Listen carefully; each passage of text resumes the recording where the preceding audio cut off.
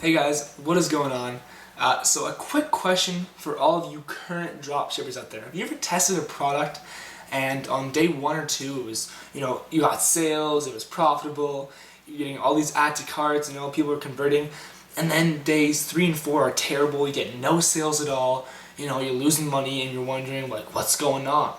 Do I have a winner? Is my product a loser? Should I cut it? If you ever had that concern ever, this is the video to watch. We're going to cover exactly how to know when a product is a winner or when it's dead and what to do. So stay tuned. Alright guys, so basically what Corey just said, how to tell basically if your product is a winner or not, okay? So a lot of you guys just starting on dropshipping, not really familiar with how everything's working, okay?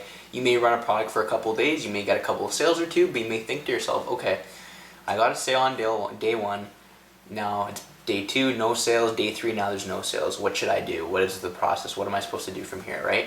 And the thing is, guys, just because you get a sale day 1 does not mean that you're going to be finding a winning product. Doesn't mean that it's a winner. And here's why. You never know how versatile the product is until you really test it every single day. And just by getting a sale on day 1 doesn't really tell you much, right? I mean, say you get 3 sales on the first day, and this all depends on what kind of budgets you're running too, right? How much money you're spending to acquire these purchases, right? So say you get 1 sale, but your cost per purchase is like $50, right? And your margin's only like $20, then you know you're unprofitable, right? So you gotta really know your numbers, and like we've said before, dropshipping is all about a numbers game. You gotta know what numbers work with your business. So, like going back to what I was saying, if you get a sale day 1, and then day 2, maybe you get 3 sales instead of 1 sale, then you know you're on to something, right? It's growing daily, right? The 30 you get 5 sales, then you know something's happening. Most likely it's going to be a winner. It's time to scale.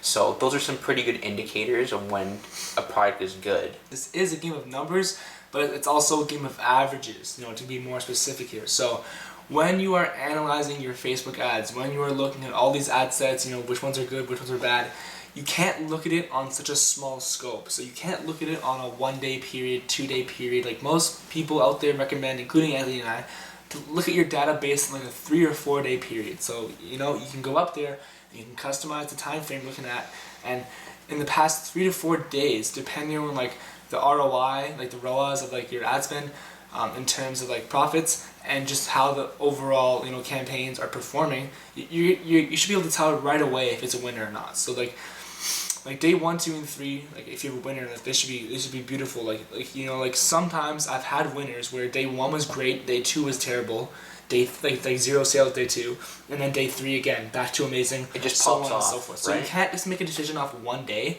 and then call it quits. If it's great 1 day, terrible the next day, wait it out a day. Spend some more money. Like it's just a risk you have to take. For me, I usually do like a week, not even just 3 days. Because what I'll do, I'll try like different strategies in between. So I had one product I was doing recently. First day running ads, I got a sale. Next day, 0. Then the next day after, it was 6. So that's a pretty like weird scale there, right? Yeah, there's fluctuations everywhere. Very like flexible there. So after that, I was like, okay, great. Like the next day's gonna be great. Then my ad account got disabled. Surprise, surprise, right? But then I just appealed it and I got approved again, so that's fine.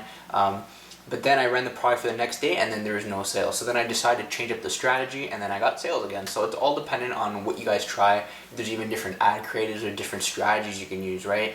Different budgets, different everything, right? It's all about testing. It's all about changing what you're doing, right? If you're using the exact same strategy, the exact same methods you've used before and it's not working, then obviously it's time to change something, right? It's time to do something different. A lot of people hit me up and they say, hey, like I have this product, it has like X amount of sales right now, I'm just kind of unsure if it's a winner, can you check it out for me?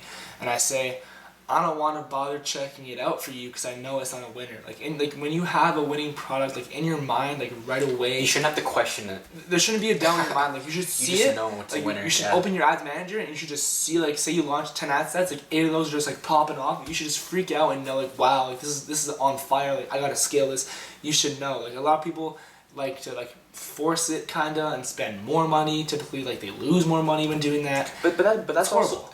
also no, it's not horrible. It's not like, because then they're buying the data for it too. Because generally people will do too. They'll just spend a lot of money up front, like testing just on cold interest, and then they'll start like using like their lookalike audience and eventually build up from there. Like there's different strategies to do things. Yeah, right? but for especially for like beginners though, like tighter budgets, yeah, for like, the beginners, you don't want to do that. No, for beginners, you're not going to spend like $500, $1,000 just testing a product, right? Because that's a lot of money for someone just starting out, right? But I mean, people have different ways of doing things, right? There's different ways to gather data. There's different ways to acquire it. So I mean, it all depends on what's working for you. Obviously, with our students, we tend to give them like the cheaper and like more cost-effective methods they can use. Obviously, because some of them don't have the biggest budgets in the world.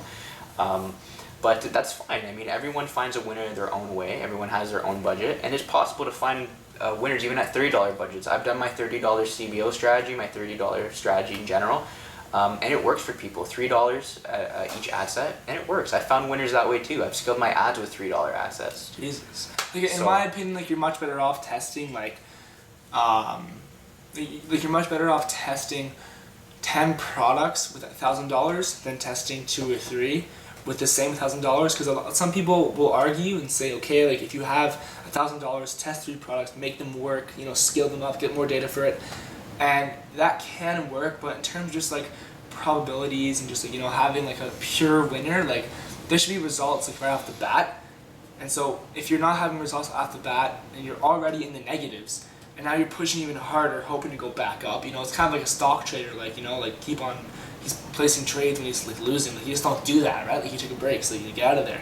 So same thing here, like your products that you're testing, your ads, like they should like be performing very well right away. Yeah, day one they should, like, if you know a product's a winner, like a freaking top tier winner, then it's gonna be profitable day one, regardless. You'll know. Yeah, regardless, even like your margin. Like if you have a really good margin, it should just be profitable. You better have day your margin. one, right? Yeah, like depending on your budget for your Facebook ads, for example, like if you're running a $60 campaign, right, and your margin's $30, then you're gonna need 2 sales just to break even, right? 30 times 2 equals. Yeah, if you break even the first 1 or 2 days and it's okay, let it run again, and day 3 and 4 will decide for sure. And then from that point on, you can just know right away. But even like if you're scaling a winner now, it's been a month, but the last week or so have been negative and terrible. Maybe it's time to change up a creative. I'll change the creative. Change the creative, or just get rid of the whole product. Just like let go of what's keep what you made. Let go of it for a month or 2. Come back. That's also a great strategy. I've seen people bring back winners that they scale before all the time. They change the whole angle of it. They change. Yeah, they come back bigger and better, and they do even better than before.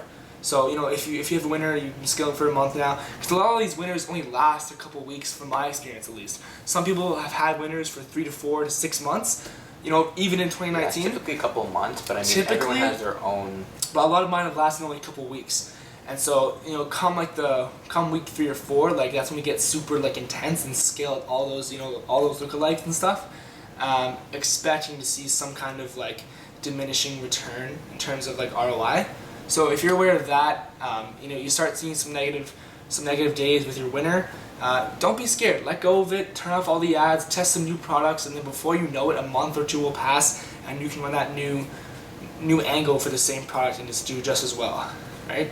Alright guys, so that wraps up for this video. We hope you learned a lot about products and when you should cut them, or basically just to tell if you have a winner or not. Some very valuable information you guys should look at, especially watching this video. And like we've said in many of our videos before, if you ever have a question, feel free to reach out to us on our Instagram, and we'll be more than happy to help you guys. Instagram, Facebook, anywhere you guys want. Any platform. And we'll see you guys in the next video.